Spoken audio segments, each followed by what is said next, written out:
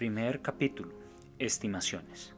Sun Tzu dijo: la guerra es asunto de vital importancia para el Estado, la provincia, de la vida o de la muerte, el camino a la supervivencia o a la ruina. Es forzoso estudiarla a fondo. Li Chuan.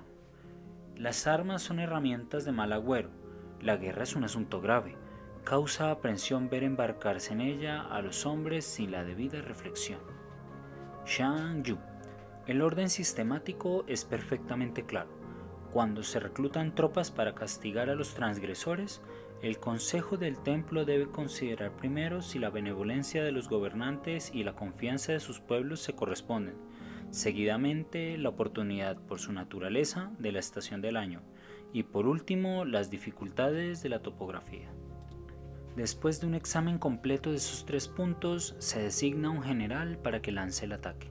Cuando las tropas han cruzado la frontera, la responsabilidad por el cumplimiento de las leyes y órdenes incumbe al general.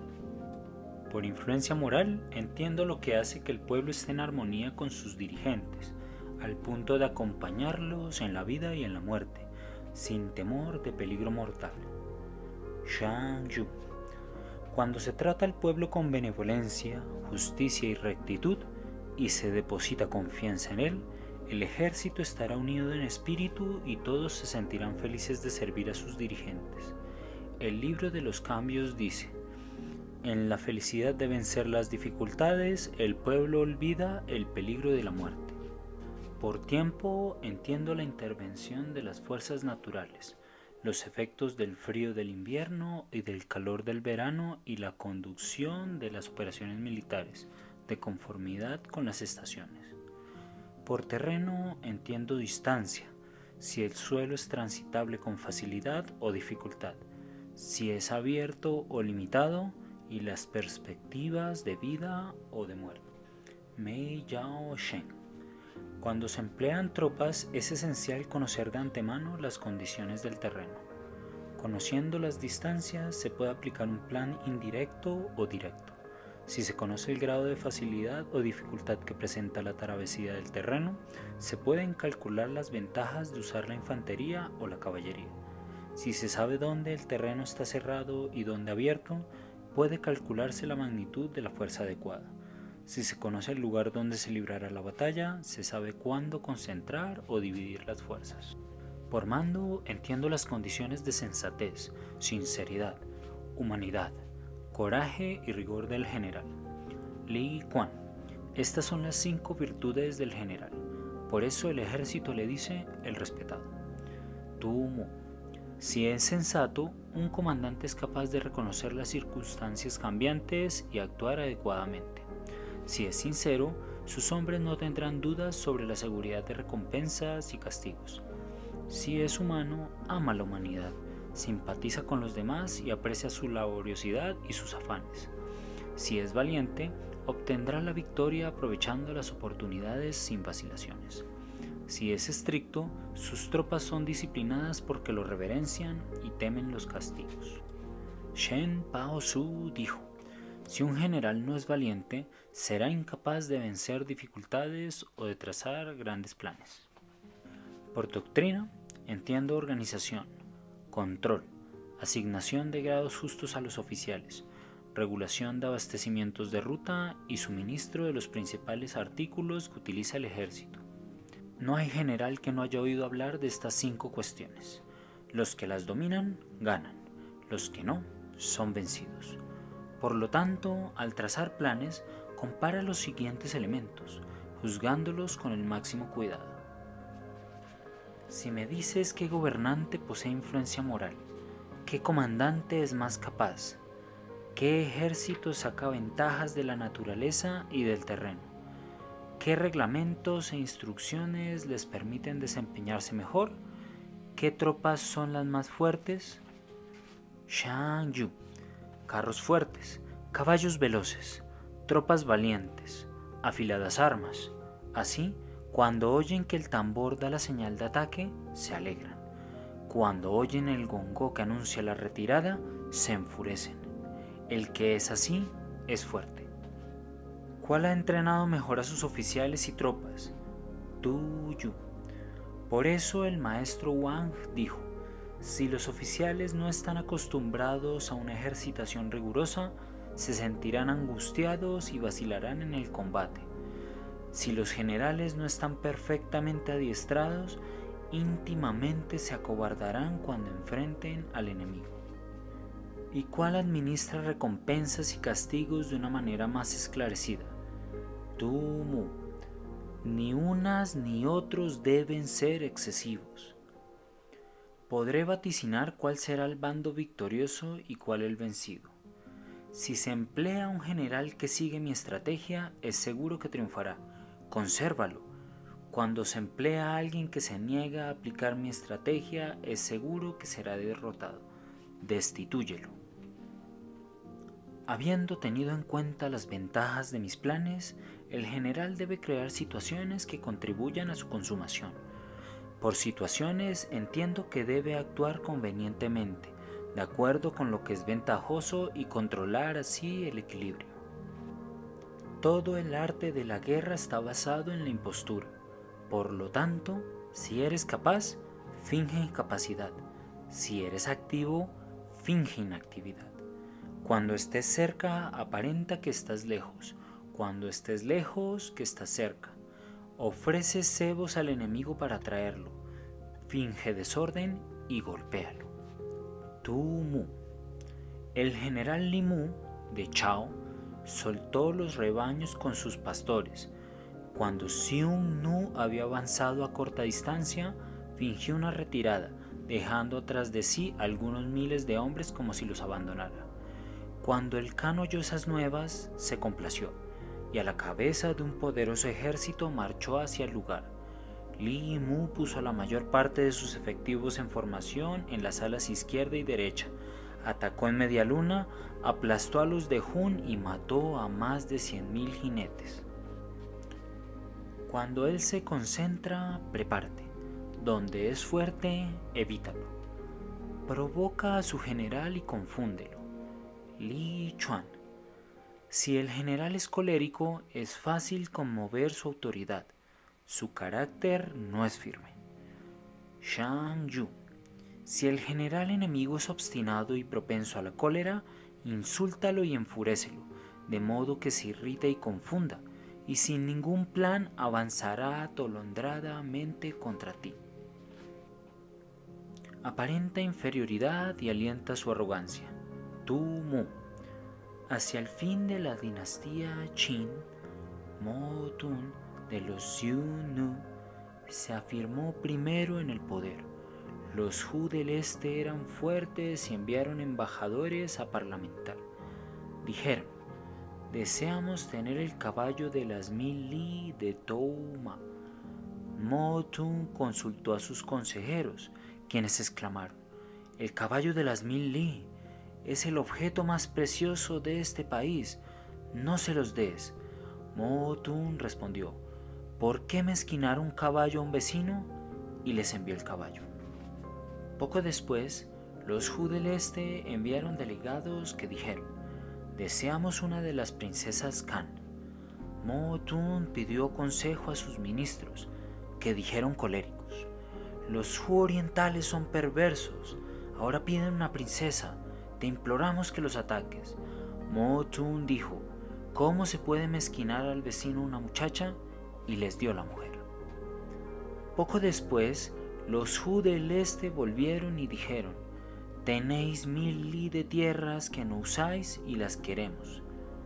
Mo Tun consultó a sus asesores.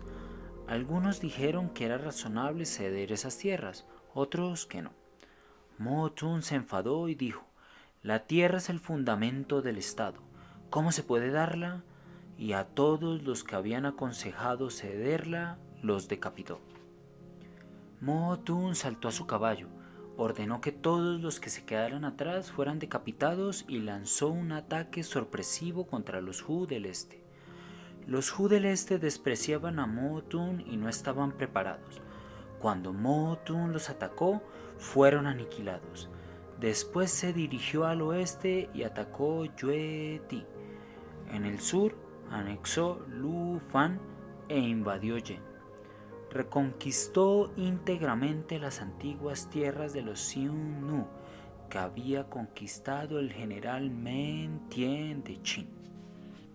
Chen Hao, dad al enemigo mancebos y mujeres que lo enamoren, y jades y sedas que exciten sus ambiciones. Manténlos en tensión y desgástalos. Li Chuan, cuando el enemigo está descansado, fatígalo. Tu Mu, hacia el final de la última dinastía Han, después de que Cao Cao hubiera derrotado a Liu Pei, Pei huyó a Yuan Shao, quien entonces encaminó sus tropas a un encuentro con las de Cao Cao. Tian Fang, un oficial del Estado Mayor de Yuan Shao, le dijo: Cao Cao es experto en el empleo de tropas, no podemos ir contra él como incautos. Nada mejor que demorar las cosas y mantenerlo a distancia. Tú, general, debieras establecer fortificaciones a lo largo de los ríos y montañas y conservar las 4 prefecturas. En lo exterior, sella alianzas con dirigentes poderosos. En lo interno, aplica una política agromilitar. Luego, selecciona tropas de choque y forma con ellas unidades especiales. Aprovechando los puntos donde él no esté preparado, efectúa rápidas salidas y turba la región al sur del río. Cuando acuda a ayudar a la derecha, ataca a su izquierda. Cuando corra en el apoyo de la izquierda, ataca a la derecha. Agótalo obligando a ir y venir continuamente.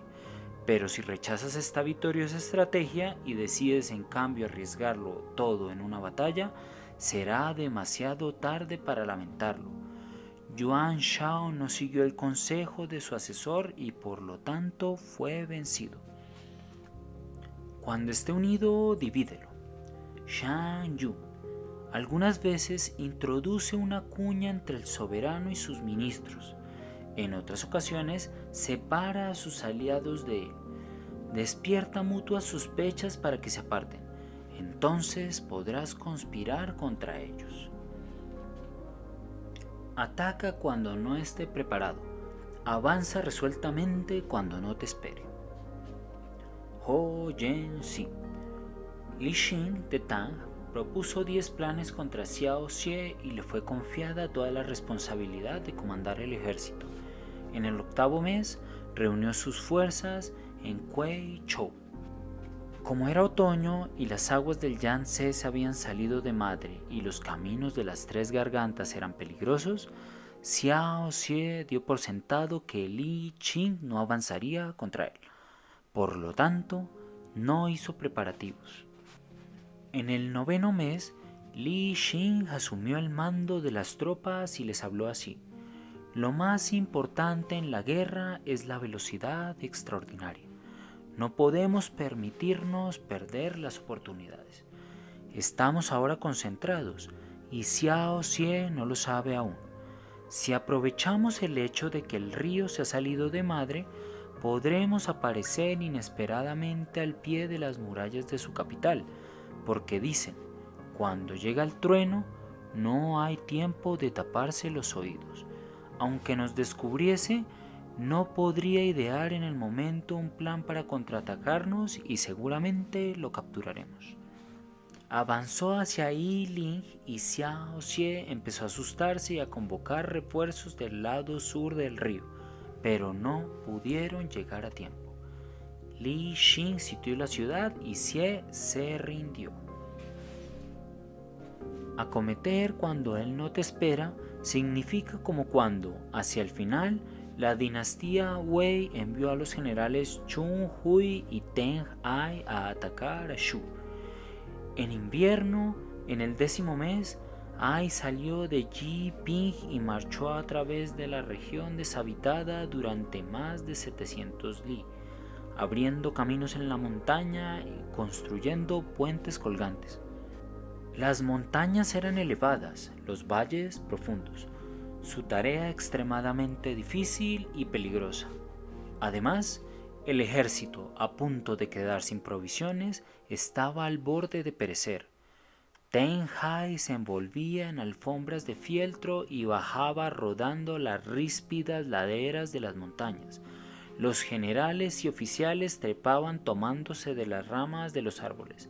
Escalando los precipicios, las tropas avanzaban como cardúmenes.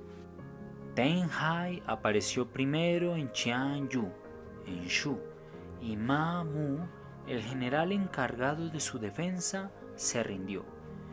Ten Hai decapitó a Cho Ku Chan, que resistió en Mien Chu y marchó sobre Chen Tu. El rey de Shu, Liu Shan, se rindió. Estas son las claves estratégicas de la victoria. Es imposible analizarlas de antemano. Mei Yao Shen.